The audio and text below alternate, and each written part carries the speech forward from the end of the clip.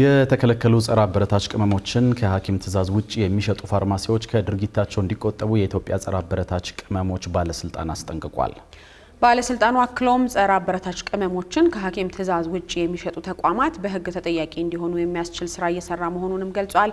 ፍስሐ ደሳለኝ ዝርዝር ዘገባ አለው። የኢትዮጵያ ጸረ አበረታች ቅመሞች ባለስልጣን የጸረ አበረታች ቅመሞችን ከሐኪም ትዕዛዝ ውጪ የሚሸጡ ፋርማሲዎችና ክሊኒኮች ላይ ክትትልና ቁጥጥር እያደረገ መሆኑን ገልጿል። ባለስልጣኑ ይህንን ያስታወቀው ከኢትዮጵያ ፋርማሲ ማህበር ጋር ባካሄደው የውይይት መድረክ ላይ ሲሆን የጸረ አበረታች ቅመሞችን የተመለከቱ ስልጠናዎችን ለስፖርተኞች፣ ለፋርማሲ ባለሙያዎችና ባለቤቶች እየተሰጠ እንደሚገኝ ጠቅሷል። ባለስልጣኑ በክትትልና ቁጥጥር ተግባሩም ክሊኒኮችና ፋርማሲዎች ጸረ አበረታች ቅመሞችን ከሐኪም ትዕዛዝ ውጪ እየሸጡ እንደሚገኙ ማረጋገጡን አሳውቋል። በአጠቃላይ ፋርማሲው ላይ ያለው ትሬንድ አንደኛ መድኃኒቶች ህገወጥ በሆነ መንገድ ከቦታ ቦታ ይንቀሳቀሳሉ።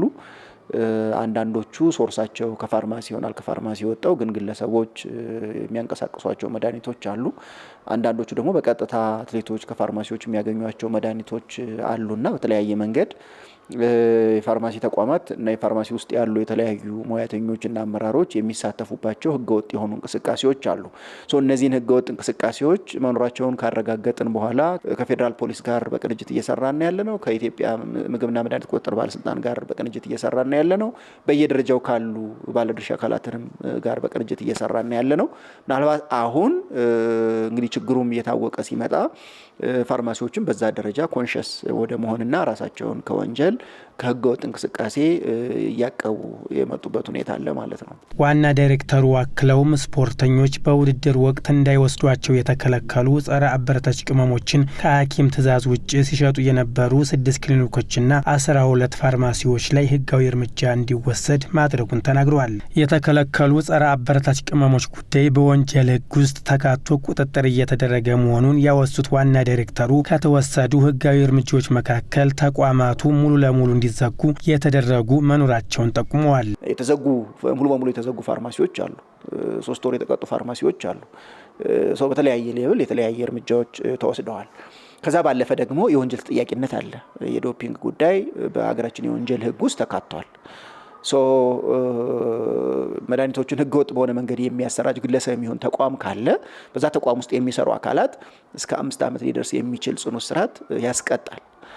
በወንጀል ተጠያቂ እየሆኑ ያሉበት ሁኔታ አለ ማለት ነው። የተወሰኑ ሙያተኞች እና የተወሰኑ የህክምና የፋርማሲ ተቋማት ውስጥ ያሉ የተለያየ ግለሰቦች ጉዳያቸው በወንጀል እየታየ ያለበት ሁኔታ አለ። ምርመራ ላይ ያሉ አሉ ማለት ነው። እሱ ሲያልቅ የፍርድ ቤት ውሳኔ ሲወሰን ለህብረተሰቡም የምንገልጽ ይሆናል። በዚህ ህግ ጥሰት ውስጥ የሚሳተፍ ማንኛውም ግለሰብ ራሱን ከዚህ አላስፈላጊ ተግባር እንዲቆጥብ ጥሪ ማስተላለፍ እንፈልጋለን። የመድኃኒት ስርጭት ላይ ያሉ ክፍተቶች የተከለከሉ ጸረ አበረታች ቅመሞች እንዲስፋፉ ማድረጋቸውን ያነሱት ዋና ዳይሬክተሩ መኮንን ይደርሳል ክፍተቶችን ለማስተካከል ከሚመለከታቸው ተቋማት ጋር እየተሰራ መሆኑን ጠቁመዋል። መድኃኒት ስርጭቶች ላይ ራሱን የቻለ ክፍተቶች አሉ። እኛ ያየናቸው በኢንተለጀንስና ኢንቨስቲጌሽን ስራችን ያረጋገጥናቸው አሉ።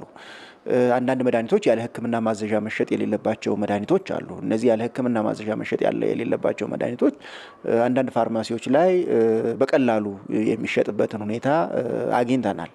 ከዛ ባለፈ ደግሞ የተለያዩ ደላሎች እንደዚሁ እያመቻቹ ከአትሌቶች ጋር እያገናኟቸው ህገወጥ በሆነ መልኩ እንደዚሁ መድኃኒቶች ለአትሌቶች ጭምር ተደራሽ የሚሆኑበትንም ሁኔታ አይተናል። ከዛ ባለፈ ሳያውቋቸው ደግሞ እንደዚሁ በግድ የለሽነት አንዳንድ መድኃኒቶች ዲስትሪቢዩት የሚሆኑበትና ማህበረሰቡ ላይ የሚደርሱበትን ሁኔታ ያየንበት ነው። ማንኛውም መድኃኒት ህጋዊ በሆነ መንገድ የፋርማሲ ተቋማት ላይ እንዲሰራጭ ነው የምንፈልገው። አላማው እንግዲህ ለህክምና አገልግሎት ነው የሚወጣው። በሽተኞች ብቻ እንዲጠቀሙበት ነው የምንፈልገው። በሽተኛ ያልሆኑ ሰዎች እነዚህን መድኃኒቶች እንዲያገኟቸው እና እንዲጠቀሙባቸው አይፈቀድም። የኢትዮጵያ ጸረ አበረታች ቅመሞች ባለስልጣን ጸረ አበረታች ቅመሞችን የሚሸጡ የፋርማሲ ባለሙያዎችና ባለቤቶች እንዲሁም መድኃኒቶችን የሚገዙ ስፖርተኞችና አሰልጣኞችን ተከታትሎ እርምጃ እንደሚወስድም ያስታወቀው